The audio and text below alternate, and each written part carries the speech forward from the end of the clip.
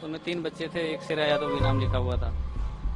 तो फिर मेरी इतनी हिम्मत नहीं हो रही थी मैं उसके अंदर जाकर देखूं भी, मेरी स्थिति ऐसी नहीं थी। देखिए मैम, ऐसा है कि इस तरह की घटनाएं जब होती हैं, मतलब किसी वजह से किसी की जान चली जाए, बिना किसी कारण की जान चली जाए किसी की, मतलब बदइंतजामी से, और एक जान की कीमत तो वो जानता है जो माँ बाप जिस बच्चे को पैदा करते हैं, पालते पोसते हैं, बड़ा करते हैं, तो उसकी पीड़ा तो वही जानते हैं। अब जो सिस्टम की जिम्मेदारी है, वो सिस्टम को अपनी जिम्मेदारी को लेना चाहिए।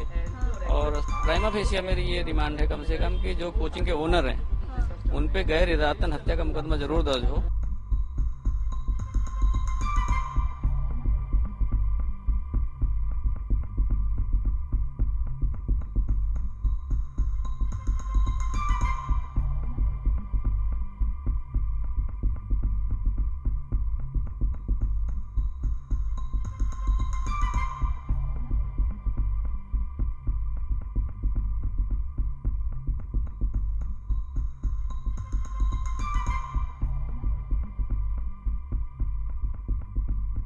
जी क्या कौन है आपका यहाँ पर? मेरी भतीजी है श्रेया यादव, जी जिसकी कैजुअलिटी हुई है। जी तो क्या पता लगा आपको, क्या जानकारी मिली? देखिए, मुझे अधिकृत तौर पे तो ना कोचिंग सेंटर से कोई जानकारी मिली, ना प्रशासन या पुलिस की तरफ से कोई फोन आया।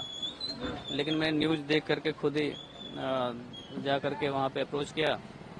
तो वहाँ पहुँचने के बाद डीसीपी साहब थे मेरे ख्याल से, जब नाम पूछा उन्होंने मेरा, मैंने बच्ची का नाम बताया, तो बोले कि एक बार आप जो है आरएमएल में जाकर देख लीजिए। तो रात तकरीबन 2:30 बजे मैं यहाँ आ गया था। तो मोचरी में 3 बच्चों की डेड बॉडी रखी थी, 2 बेटियाँ थी और एक लड़का था। तो उससे मैंने कहा कि मैं एक बार मुझे चेहरा दिखा दो, मैं पहचान लूँ। तो बोला सर ये पुलिस केस है, हम दिखा नहीं सकते।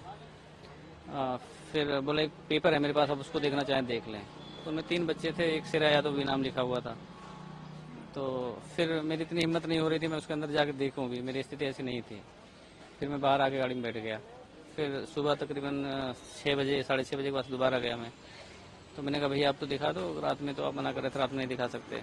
तो बोले अभी जब तक पुलिस नहीं आएगी, आईओ नहीं आएंगे, तब तक हम नहीं दिखा सकते।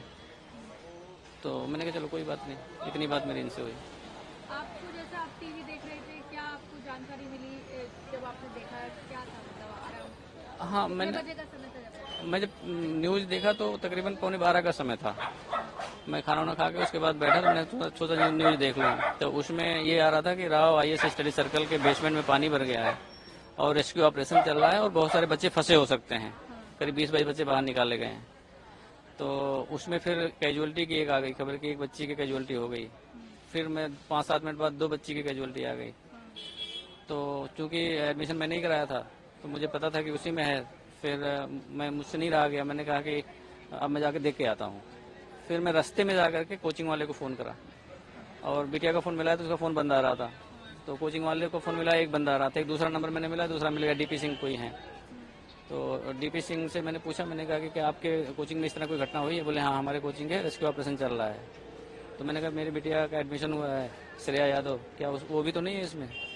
तो बोले सर अभी नाम तो नहीं बता सकता, पर 2 कैजुअलिटी हुई हैं, 3 कैजुअलिटी हुई हैं, 2 बेटी और एक बेटे की हुई है। तो फिर मैं मतलब बहुत ही मिसमैनेज लग रहा था, तो मुझे लगा कि पहले मैं जाके पीजी में देख लूँ उसके, क्योंकि पीजी मैंने दिलाया था, मैंने रखवाया था। तो मैं पीजी में करीब 1 बजे पहुंचा। तो 1 बजे जब पहुंचा वहाँ देखा तो उसके रूम में ताला लगा हुआ था। तब मेरा डाउट और हो गया कि फ़ोन मिल नहीं रहा है, रूम में ताला लगा हुआ, रात 12-1 बज रहे हैं, तो अगर होती तो यहीं आती।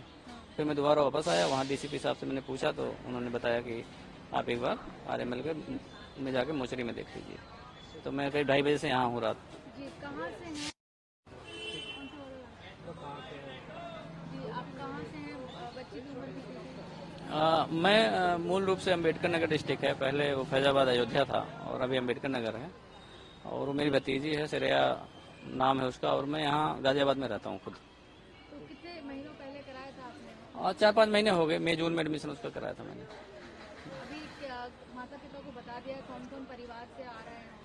नहीं, आने का तो कोई नहीं आएगा परिवार से जो अम्बेडकर नगर में है। यहाँ पे मेरी सिस्टर रहती हैं और मेरी धर्मपत्नी खुद हैं। बाकी जो मेरा और सर्कल के लोग हैं, मेरा भतीजा रहता है, तो लगभग आधी फैमिली यहीं है, वो सब लोग आ रहे हैं। बाकी गांव वाले जो आने के कारण मैंने उनको मना कर दिया कि हम वापस वहीं आएंगे।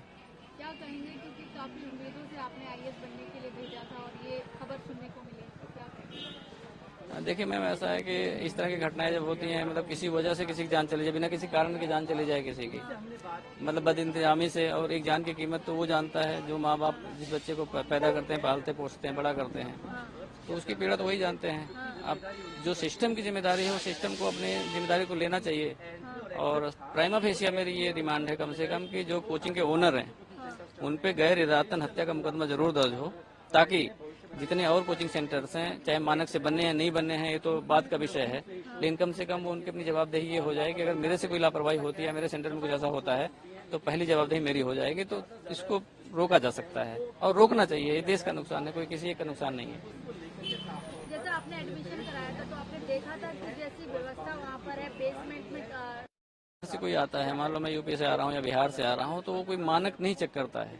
जैसे हम अंदर अगर लाइब्रेरी देखने गए तो हम देखेंगे उसमें सिटिंग है कि नहीं है, कंप्यूटर्स है कि नहीं है, बुक्स हैं कि नहीं है। आदमी ये देखता है, ये नहीं देखता है कि भाई कितने में बना हुआ है। हम तो ये देखते हैं भाई 20 से लगे 20 लोग बैठेंगे। तो ये तो जो भी कॉम्पिटेंट अथॉरिटी है उनको देखना चाहिए।